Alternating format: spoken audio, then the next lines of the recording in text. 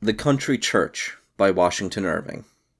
A gentleman, what o' the wool-pack, or the sugar-chest, or lists of velvet, which is pound or yard, you vend your gentry by. Beggar's Bush. Here are few places more favourable to the study of character than an English country church. I was once passing a few weeks at the seat of a friend who resided in the vicinity of one, the appearance of which particularly struck my fancy. It was one of those rich morsels of quaint antiquity which gives such a peculiar charm to English landscape. It stood in the midst of a country filled with ancient families, and contained within its cold and silent aisles the congregated dust of many noble generations. The interior walls were encrusted with monuments of every age and style. The light streamed through windows dimmed with armorial bearings, richly emblazoned in stained glass. In various parts of the church were tombs of knights and high-born dames, of gorgeous workmanship, with their effigies in coloured marble. On every side the eye was struck with some instance of aspiring mortality, some haughty memorial which human pride had erected over its kindred dust in this temple of the most humble of all religions. The congregation was composed of the neighbouring people of rank, who sat in pews sumptuously lined and cushioned, furnished with richly gilded prayer books, and decorated with their arms upon their pew doors, of the villagers and peasantry, who filled the back seats, and a small gallery beside the organ, and the poor of the parish, who were ranged on benches in the aisles. The service was performed by a snuffling, well-fed vicar, who had a snug dwelling near the church. He was a privileged guest at all the tables of the neighbourhood, and had been the keenest fox-hunter in the country, until age and good living had disabled him from doing anything more than ride to see the hounds throw off and make one at the hunting dinner. Under the ministry of such a pastor, I found it impossible to get into the train of thought suitable to the time and place. So, having, like many other feeble Christians, compromised with my conscience by laying the sin of my own delinquency at another person's threshold, I occupied myself by making observations on my neighbours. I was as yet a stranger in England, and curious to notice the manners of its fashionable classes. I found, as usual, that there was the least pretension where there was the most acknowledged title to respect. I was particularly struck, for instance, with the family of a nobleman of high rank, consisting of several sons and daughters. Nothing could be more simple and unassuming than their appearance. They generally came to church in the plainest equipage, and often on foot. The young ladies would stop and converse in the kindest manner with the peasantry, caress the children, and listen to the stories of the humble cottagers. Their countenances were open and beautifully fair, with an expression of high refinement, but at the same time a frank cheerfulness and engaging affability. Their brothers were tall and elegantly formed. They were dressed fashionably, but simply, with strict neatness and propriety, but without any mannerism or foppishness. Their whole demeanour was easy and natural, with that lofty grace and noble frankness which bespeak free-born souls that have never been checked in their growth by feelings of inferiority. There is a healthful heartiness about real dignity, that never dreads contact and communion with others, however humble. It is only spurious pride that is morbid and sensitive, and shrinks from every touch. I was pleased to see the manner in which they would converse with the peasantry about those rural concerns and field sports in which the gentlemen of the country so much delight. In these conversations there was neither haughtiness on the one part, nor servility on the other, and you were only reminded of the difference of rank by the habitual respect of the peasant. In contrast to these was the family of a wealthy citizen, who had amassed a fortune, and, having purchased the estate and mansion of a ruined nobleman in the neighbourhood, was endeavouring to assume all the style and dignity of a hereditary lord of the soil. The family always came to the church in prince.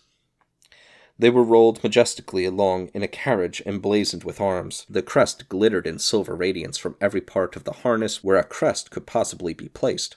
A fat coachman, in a three-cornered hat, richly laced, and a flaxen wig, curling along round his rosy face, was seated on the box, with a sleek Danish dog beside him. 2 footmen in gorgeous liveries, with huge bouquets and gold-headed canes, lolled behind. The carriage rose and sunk on its long springs, with a peculiar stateliness on motion. The very horses champed their bits, arched their necks, and glanced their eyes more proudly than common horses, either because they had caught a little of the family feeling, or were reined up more tightly than ordinary. I could not but admire the style with which this splendid pageant was brought up to the gate of the churchyard. There was a vast effect produced at the turning of an angle of the wall, a great smacking of the whip, straining and scrambling of the horses, glistening of harness, and flashing of wheels through gravel. This was the moment of triumph and vainglory to the coachman. The horses were urged and checked until they were fretted into a foam. They threw out their feet in a prancing trot, dashing out pebbles at every step. The crowd of villagers sauntering quietly to the church opened precipitately to the right and left, gaping in vacant admiration. On reaching the gate, the horses were pulled up with a suddenness that produced an immediate stop, and almost threw them on their haunches. This was an extraordinary hurry of the footmen to alight, pull down the steps, and prepare everything for the descent on earth of this august family. The old citizen first emerged, his round red face from out the door, looking about him with the pompous air of a man accustomed to rule on 'change, and shake the stock market with a rod. His consort, a fine, fleshy, comfortable dame, followed him. There seemed, I must confess, but little pride in her composition. She was the picture of broad, honest, vulgar enjoyment. The world went well with her, and she liked the world. She had fine clothes, a fine house, a fine carriage, fine children. Everything was fine about her. It was nothing but driving about and visiting and feasting. Life was to her a perpetual revel. It was one long Lord Mayor's Day. 2 daughters succeeded to this goodly couple. They certainly were handsome, but had a supercilious air that chilled admiration and disposed the spectator to be critical. There were ultra-fashionables in dress, and, though no one could deny the richness of their decorations, yet their appropriateness might be questioned amid the simplicity of a country church. They descended loftily from the carriage, and moved up the line of peasantry with a step that seemed dainty of the soil it trod on. They cast an exclusive glance around that passed coldly over the burly faces of the peasantry until they met the eyes of the nobleman's family, when their countenances immediately brightened into smiles, and they made the most profound and elegant curtsies, which were returned in a manner that showed that they were but slight acquaintances.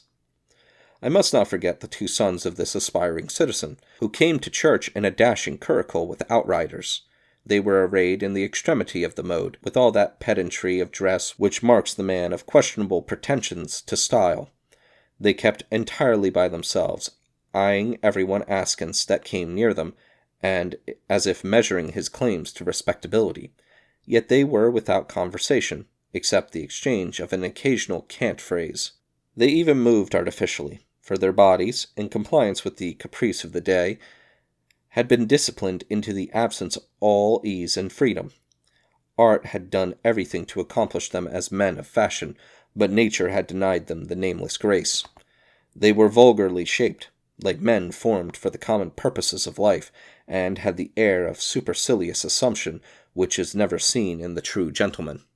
I have been rather minute in drawing the pictures of these 2 families, because I considered them specimens of what is often to be met with in this country, the unpretending great and the arrogant little.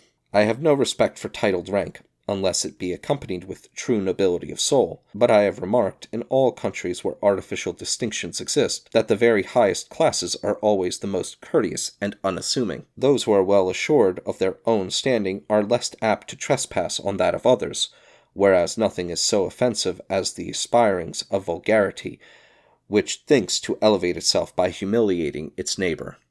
As I have brought these families into contrast, I must notice their behavior in the church. That of the nobleman's family was quiet, serious, and attentive. Not that they appeared to have any fervor of devotion, but rather of respect for sacred things, and sacred places, inseparable from good breeding. The others, on the contrary, were in a perpetual flutter and whisper. They betrayed a continual consciousness of finery, and the sorry ambition of being the wonders of a rural congregation.